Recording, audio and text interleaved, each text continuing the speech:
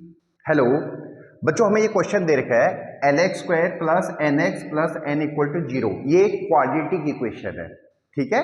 और इसमें हमें ये दे रखा है कि अल्फा और बीटा का रेशियो यानी इसके रूट्स का रेशियो हमें दे रखा है, that is p by Q. और हमें ये एक्सप्रेशन प्रूव करना है, राइट, ठीक है। तो इसको प्रोसीड करते हैं बच्चों। देखो, हमें ये इक्वेशन दे रखी, तो we know that alpha plus beta की वैल्यू क्या होती है, माइनस बी अपॉन ए, ठीक है। तो मेरे बेटा यहां पे माइनस यानी बी की वैल्यू क्या है, एन, तो यानी माइनस एन अपॉन एल। और अल्फा बीटा की वैल्यू क्या होती है, सी अपॉन ए, और यहां पे सी की वैल्यू क्या है, एन, यानी एन अपॉन एल, ठीक है। अब इस पे फोकस करो।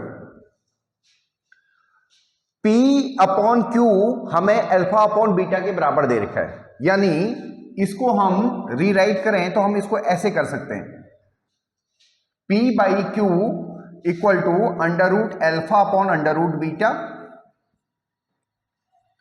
और ये क्या है, Q बाई P, यानी Q by P equal to क्या हो जाएगा, beta upon alpha plus under root n upon l, और ये इक्वल टू हमें प्रूव करना है अभी, ठीक है। इसको प्रूव करना है हमें कि ये कितना है। अब देखो, इस एक्सप्रेशन को हम फर्दर सॉल्व कर रहे हैं।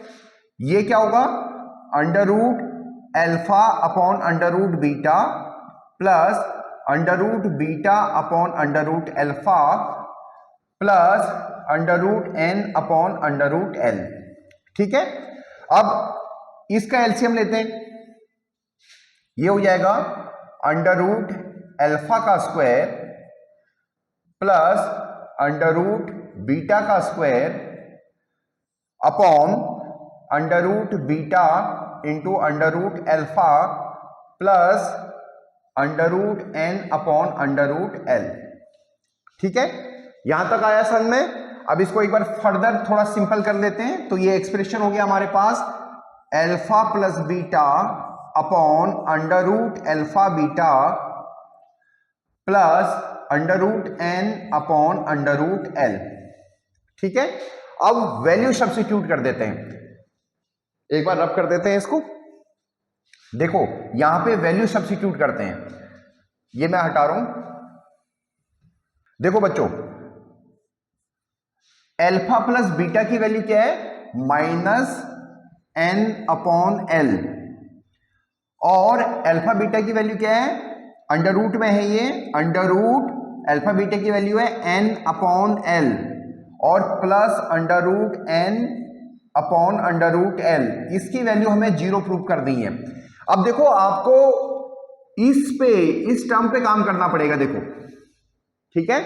तो इसको फर्दर सॉल्व करते हैं, माइनस n अपॉन l, इसको लिखें तो ये हो जाएगा under root l upon under root n, ये उल्टा हो जाएगा, रेसिप्रोकल हो जाएगा, और plus under root n upon under root l,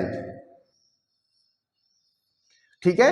अब ये जो n है, इस n को हम ऐसे लिख सकते हैं, under root n into under root n, ठीक है। तो हम इसको फर्दर सॉल्व कर रहे हैं, minus under root n into under root n multiplied by under root l, और उसी तरह से हम l को लिख सकते हैं, under root l into under root l into under root n plus under root n upon under root l। अब देखिए, अंडर रूट l से अंडर रूट l कट जाएगा, अंडर रूट n से अंडर रूट n कट जाएगा, यानी अब हमारे पास एक्सप्रेशन आएगा minus under root n upon under root l plus under root n upon under root l, और ये पूरा एक्सप्रेशन कर दिया, दैट इज 0, ठीक है। तो देखो कितनी आसानी से सॉल्व हो गया।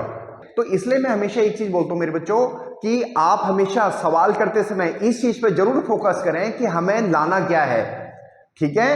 तो हमारी नजर इस चीज पे होनी चाहिए कि हमें प्रूव क्या करना है। तो बहुत सिंपल तरीके से क्वेश्चन सॉल्व हो गया।